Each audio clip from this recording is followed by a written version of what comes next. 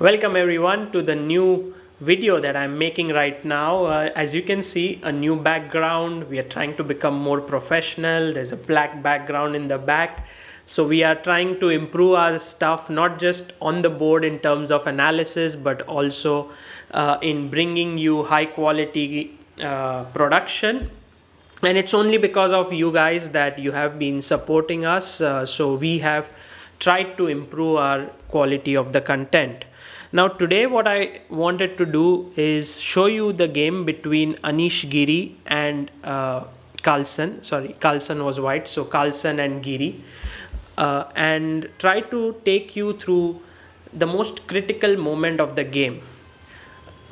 If you would like to see the full game with annotations, I would recommend you going to chessbase.in, our website. I'll put the link of the report in the description so you can read all about the game. But in this video, what I'm trying to do is show you that one critical moment which makes Carlsen absolutely different from his contemporaries. Even from Giri or Anand or Karyakin, just about everyone. This is world champion material which he shows in this game. So c4 was played and it's the English after e5, and I am in the preparation of my second part of English. So yes, I did the first part called Sagar's love for English, and it was well received. A lot of people said that I should go ahead with part 2, so I am working on it. It will be up soon, and this line will be the first line that I'll be looking at, which is the reverse dragon, as they say. It's like white is playing the dragon. However, this move is something which has become popular recently. It's not something that was played before. Knight b6 is what people like to play. But bishop c5, castles, and d3. This is all very common. And h6 is sort of not really a novelty. It's played in many games. But the main move here was not h6 but bishop b6. But okay, Giri has his own opening ideas. He plays queen d5, a3, a5, bishop d2, queen e6, rook c1, queen e7, bishop c3, knight d4, e3, knight f3, queen f3. And we come to the one of the critical positions of the game. And here, the important thing which both the players felt was that black should be equal because the knights have come off the board. And once there are no knights on the board, then in general, white should not have any advantage in this position. But there are some small problems that black has to solve yet, which is that this queen is putting pressure on b7 pawn. So this bishop is a little bit right now awkward. He wants to play c6 and get the bishop out at some point. So if you were black here, just very quickly, I don't want you to think very deeply, what would you play here? Okay, now a player like Giri would definitely understand what's going on here, and I'm sure that the first move that went through his mind was c6. I also feel that the move which he felt very stressed about would be d4 here, because if you take here, and bishop d6, then white has a powerful move here which is d5, and I am trying to improve the bishop's scope on this diagonal. So if you play a move like say c5, then I go rook fe1, and I have the passed pawn here and also open file for my rook, in general an active bishop. So this should be at least slightly better for white. And on the other hand, instead of c5, if you took on d5, then after queen d5, this is just better position for white. Just have a look at this closely. This bishop is a little bit exposed. This guy cannot really move because you simply drop a pawn, Not only that, but after you go rook b8, there is absolutely no attack on the b2 pawn, because the bishop on c3 and pawn on b2 do a commendable job. So all these things led Giri to believe that c6 may not be the best move here, and he went bishop d6 first. I think that c6 was fine, because after d4 he should have played bishop d6 in this position, and here after d5 I think black is fine after the move c5. Compare this position right now that is on the board with the position that we were looking at over here, and you will see that the e5 and e3 pawns are out from the picture.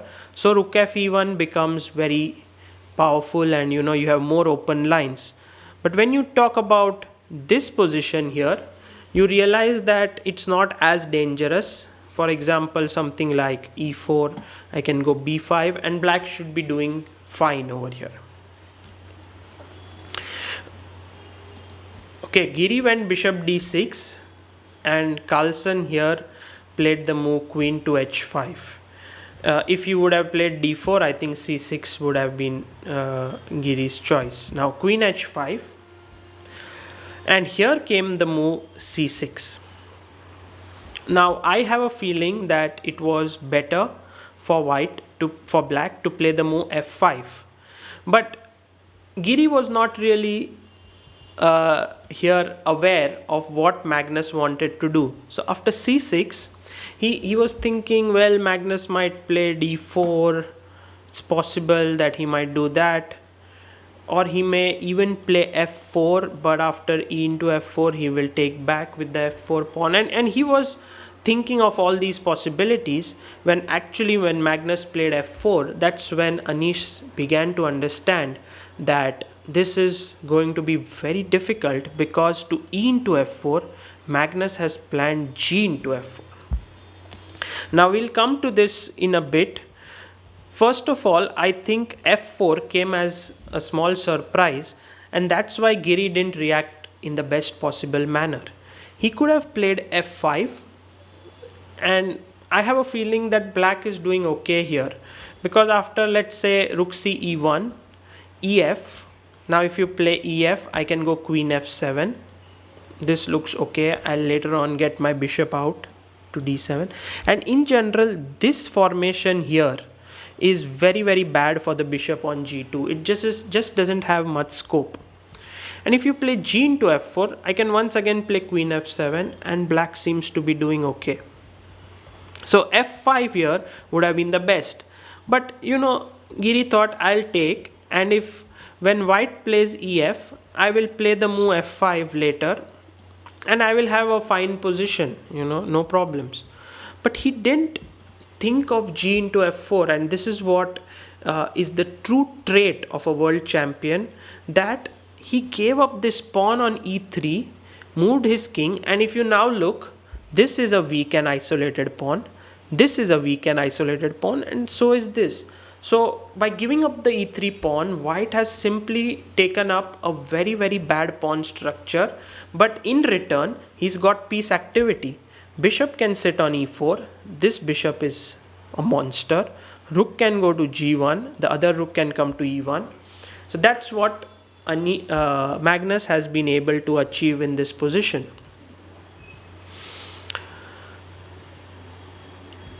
Here there is a defense for black.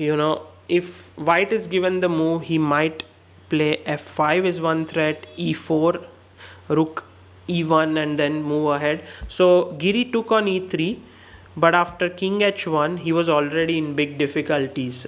He played rook d8. Okay, f6 may be a better move, but I think after bishop e4 this is already very dangerous. Queen comes to g6 to h7, and I don't feel that black can survive this in a practical game.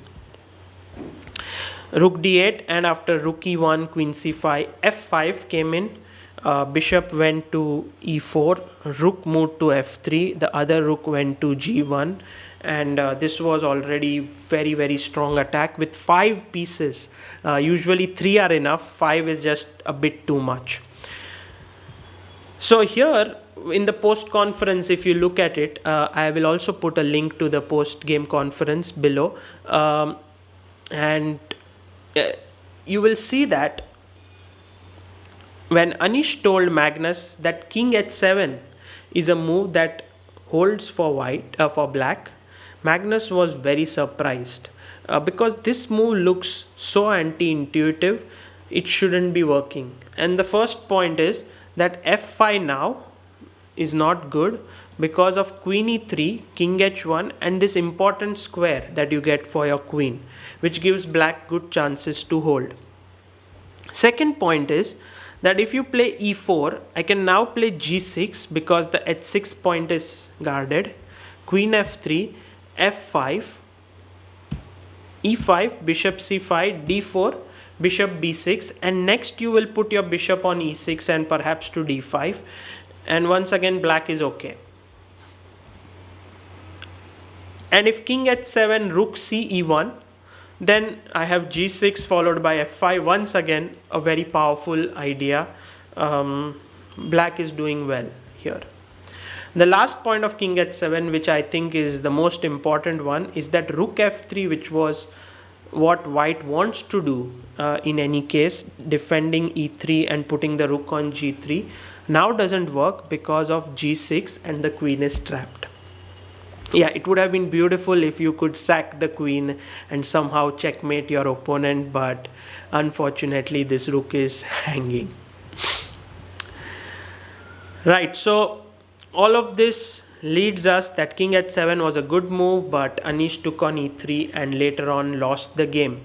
All said and done, in chess there are improvements at every point, but this phase of, from here to the next 3 or 4 moves was so intense and filled with small nuances and so many different ideas that even a player of Giri's caliber got confused and lost.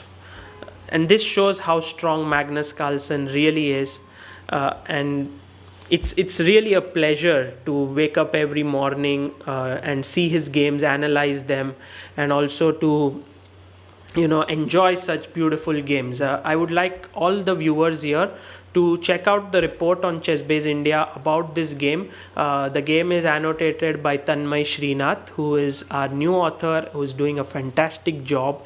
He wakes up every day at 3 o'clock in the morning and then does the report for the next 4 to 5 hours. Phenomenally hardworking guy. So please do check out the report and stay tuned for more interesting content. Thank you so much.